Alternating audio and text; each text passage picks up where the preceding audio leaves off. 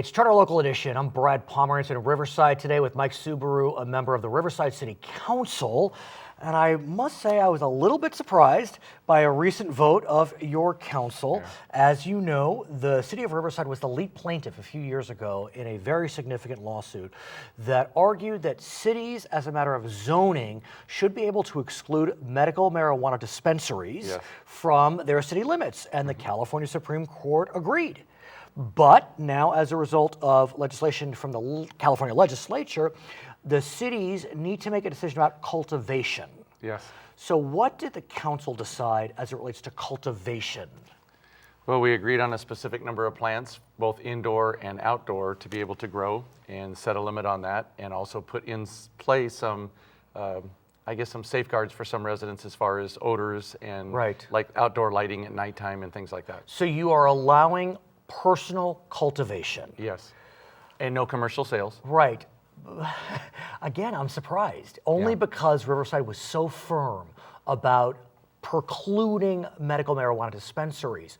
What happened? Is it a new council? Is it a recognition that times are changing? Are you looking towards November, potential legalization? Yeah, probably a combination of a lot of things. And some is I believe that the council wanted to show some sensitivity for those patients that felt that they needed to grow this. Right. And if they grew it on their own, in their own home, not infringing on anybody else. Right. That, it wouldn't be like these commercial sales where, a line of 18-year-olds are riding up and buying marijuana. But, one could argue we don't all have green thumbs. And so are you being compassionate by not letting them buy it from someone who does have a green thumb?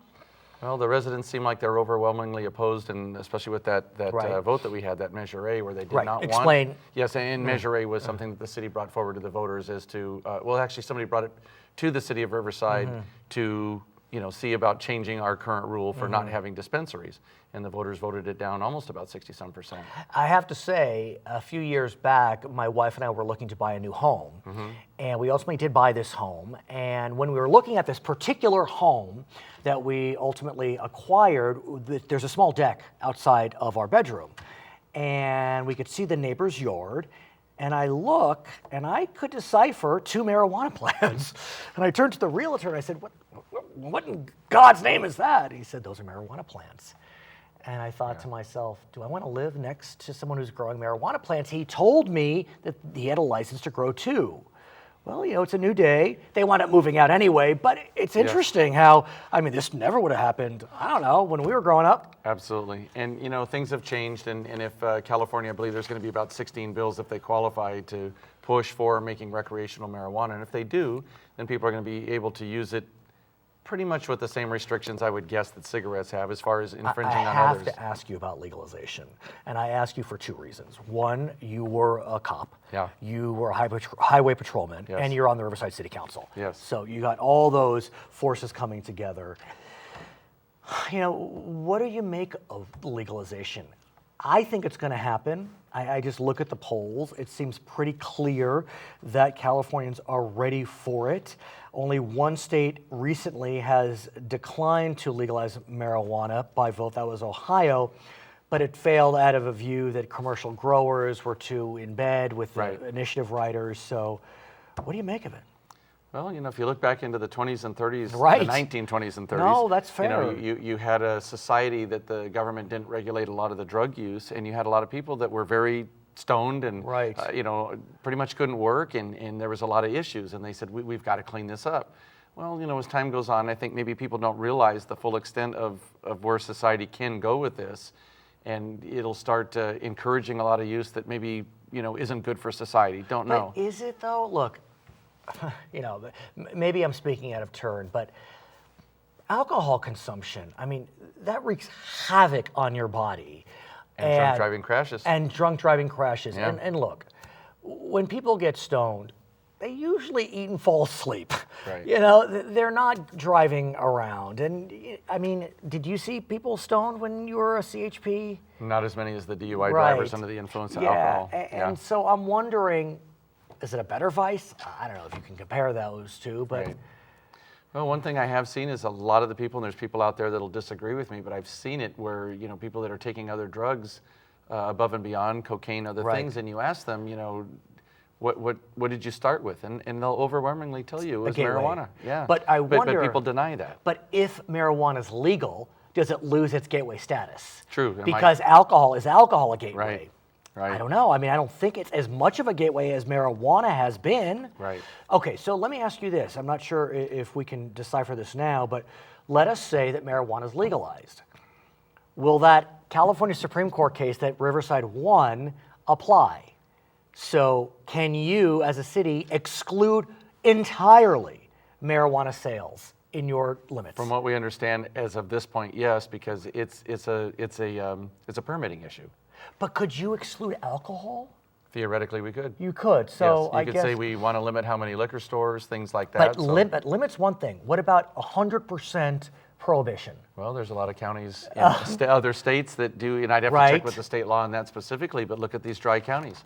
I mean, I don't know if it's true, but where Jack Daniels is sold supposedly is a dry county. Really? Yeah, in Tennessee. So I wonder what's going to happen.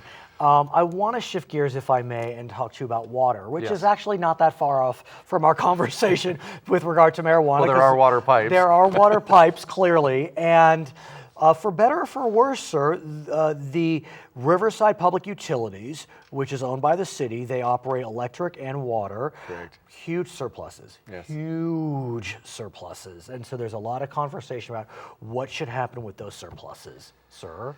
Well, that's an interesting dynamic that we're going to have to address, and it's a long time in coming. We've been waiting to hear about this for about 9 to 12 months. And what's interesting to me is, we hear from Riverside Public Utilities that there are these restricted and non-restricted funds. We didn't hear about that until the funding, the numbers came in kind of high, and then it's like, well, wait a minute, we've got some restricted funds that we, Can I just ask you a question? Yeah. A lot of us read about the Los Angeles Public Utility. Yes. And, Absolutely. I mean, wait a second. The city owns the public utility. The LA City owns the LADWP. Riverside owns RPU. Yes. What is this like? Hide the ball. I don't know. I mean, come on. You're the owner. You're right where I am. It seems that there's this play that no matter what you ask and what you try to decipher out of this, it's just this vicious circle. Wait a second. No. Like I'm your parent. Yeah. Just tell me. We run it and we own it. But So yet, how are they able to engage? Again, I'm presuming facts, but let's just presume the transparency is not where it should be. Presuming that, how are they able to engage in these shenanigans? That's exactly the right word for it, and I say that all the time. And to me, I've been trying to learn as much as I can about water, mostly water, because it's more of a mystery to some than electrical, because we're buying it off the grid, and it's pretty straightforward.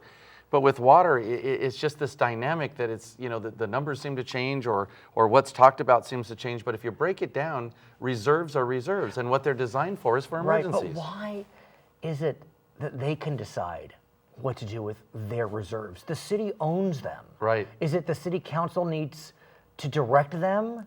I would say yes, and I think it's a lack of knowledge. It's a big animal to control as far as trying to find out all the facets of where the water is, how much water there is, what we're entitled to, what we draw from, where it goes after downstream. There's different rules for the other side of Prado. I understand they're the experts on water, and you don't want to get the city council too much into their Kool-Aid, but at a certain point, it is just so very frustrating, just as a citizen reading articles. Trying to decipher. But even aside from trying to decipher, it's how, it's really again, I'm presuming facts, but the maltreatment of the utility to its owner, the city. Yes. Riverside, LA, whatever it may be. The ratepayers, absolutely. Okay, his name is Mike Soubirous. He is a member of the Riverside City Council. We're in the Inland Empire today. My name is Brad Pomerance on Charter Local Edition.